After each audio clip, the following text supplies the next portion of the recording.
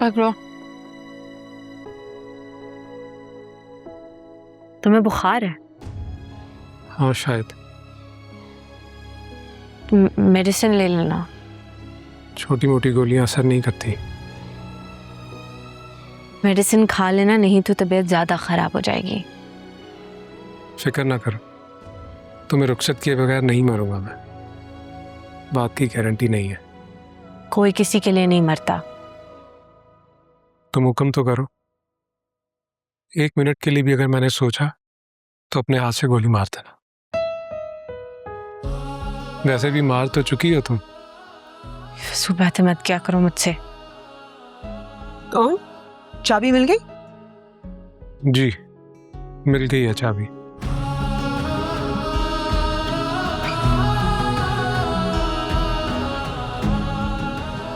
तुम ठीक हो? जी। पप्पो, मेरी तरफ से भी रिमला को पूछना।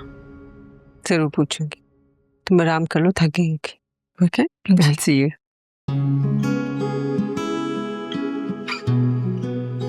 तुम्हें रुखसत किए बगैर नहीं मारूंगा मैं। बात की गारंटी नहीं है।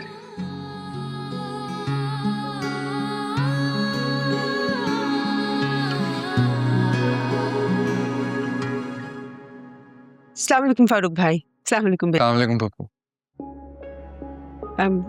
कोई परेशानी वाली बात तो नहीं है? अरे नहीं, कोई ऐसी बात नहीं है। वो शुक्र करो कि लॉन की कच्ची जमीन पर गिरी, इस वजह से सिर्फ खराशियां आई हैं।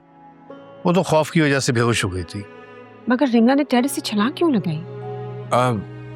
पप्पू वो उसने जानबूझ के छलांग नहीं लगाई। असल में वो टेरेस के रास्ते से जा रही थी ना, इसलिए गिर गई। यही तो मैं पूछ रही हूँ, कैसे क्या आफत आ गई थी कि दरवाजे के बजाय टेरेस से जा रही थी? वो आयला के फंक्शन में जाना चाह रही थी और आरफा ने उसे मना किया था। मैं आपको एक बात बताऊं, आरफा भाभी सबके साथ बहुत ज्यादती कर जाती हैं। वो तो बीजान का भी लिहाज नहीं करती। क्या हुआ? क्या कह दिया उसने? बहुत बदतमीजी की है बीजान के साथ, बल्कि उनका सलूक मेरे ऑन के साथ भी ठीक नहीं है।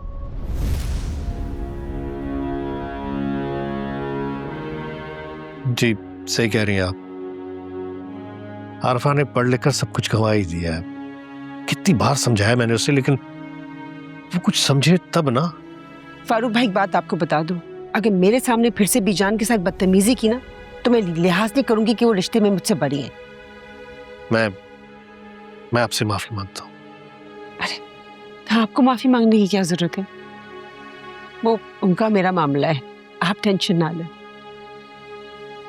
चलते हैं, बहुत देर हो गई। हाँ बेटा चलते। रिमला को डिस्चार्ज कब कर रहे? वो रिमला को ड्रिप लगी हुई है, जैसे ही उतरती है तो फिर हम सब साथ ही निकलेंगे। आप लोग भले जाइए, जाके आराम करें, देर हो गई। बेटा फिक्र मत करना, इंशाल्लाह सब ठीक हो जाए। अल्लाह हाफिज। खुदा हाफिज।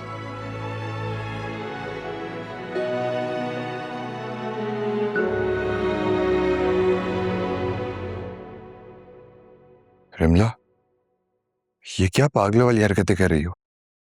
हाँ, तुम्हारी अम्मी के साथ रह के ना कोई भी सेन इंसान फौरन पागल हो जाए। आई एम सरप्राइज कि तुम्हारे अब्बू इतने अरसे से उनके साथ कैसे गुजारा कर रहे हैं। मुझे तो समझ ही नहीं आती। Shut up. सही है, तुम्हारी इन हरकतों की वजह से तुम्हें पता नहीं है घर के मुलाजिम कितनी ऊट पटांग बातें कर रहे हैं। क्या? Like what? लाइक दिस कि तुमने सुसाइड करने की कोशिश की है। क्या? उन्हें लग रहा है मैं तुम्हारी अम्मी की वजह से सुसाइड करूंगी? उन्हें मैं इतनी डफर लगती हूँ। रिमला, तुम अम्मी के साथ बहुत ज्यादा बदतमीजी करने लग गई हो। तुमने उनकी अदाएं देखी हैं क्या कभी? मैं उन्हें कब से कह रही हूँ मैं आयला नहीं हूँ, मुझे उसकी तरह मत ट्रीट करे, लेकिन नहीं, वो तो बात ही नहीं सुनती। वो तो सबको एक ही लाठी से हाँ की जाएगी। Do you not see that?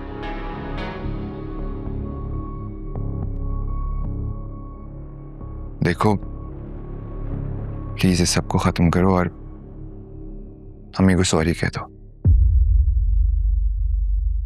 वो वैसे भी तुम्हारी बातों से बहुत हर्ट हुई है। ये कमरे का दरवाजा है, जाते हुए बंद करके जाइएगा। I need to rest. Go.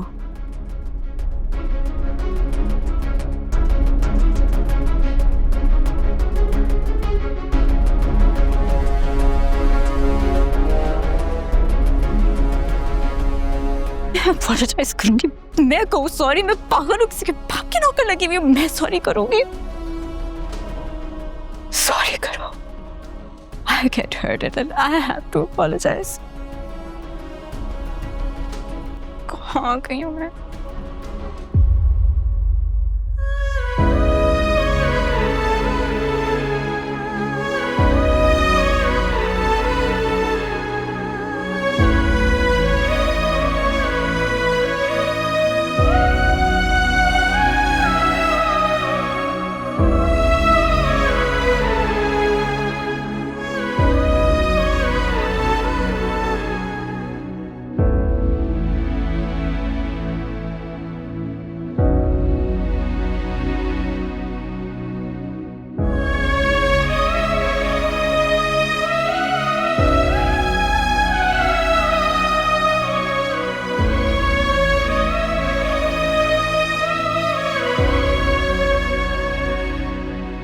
Please आज थोड़ी देर रुक जाओ। Shami, this is not fair. आयला,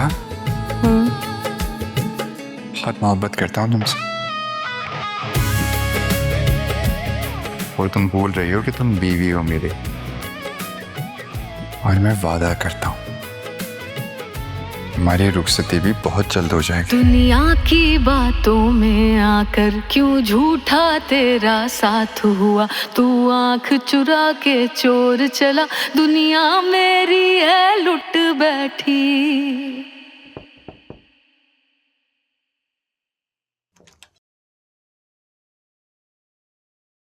और बेटा, आके मेरे साथ नाश्ता कर लो, मैंने खुद बनाया तुम्हारे लिए। मुझे नहीं करना नाश्ता, आप करें। मुझसे हर वक्त तुम खफा क्यों रहते हो? किसी से खफा नहीं हूं मैं। इतनी अजनबी अंदाज से बात करते हो मुझसे। जो कुछ दिया है आपने, मैं वही लुटा रहा। बेटा, मेरी बात को समझो।